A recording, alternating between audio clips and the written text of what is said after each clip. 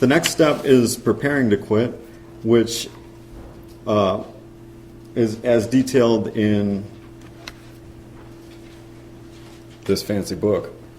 They're going to suggest that you do stuff like wash your clothes, clean your house, get rid of a lot of the paraphernalia, lighters, extra cigarettes, papers, whatever it is that you have that you usually use, and then you're going to start making like a list of these different coping strategies that you can use, whether it's meditation or, you know, I'm going to call such and such and actually have the phone number and certain things that are going to say, you know, if I start feeling this way, I'm going to make this phone call.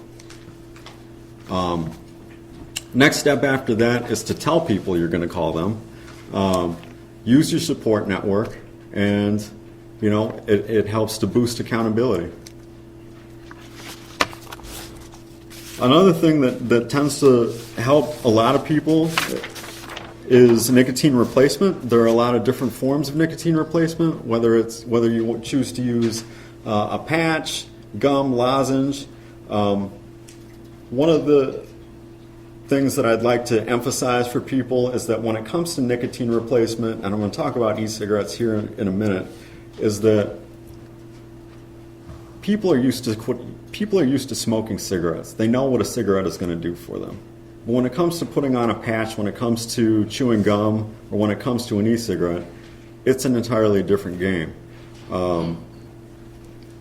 The rate at which generally, you know, the nicotine coming to your body, it's just different, and it feels different. What I've seen happen for a lot of people is that they will smoke, you know, maybe 10 milligrams of nicotine a day, you know, but then when they start on nicotine replacement, they start at like 15 or 20 milligrams a day.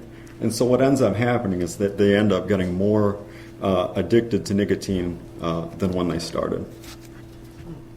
So try to figure out about how much nicotine that you use, and use that kind of like 1-to-1 ratio, and then the step down guide that's provided with the nicotine replacement that you get. All right, so e-cigarettes. E-cigarettes are something that have been increasing in popularity over the past couple of years, especially in the United States.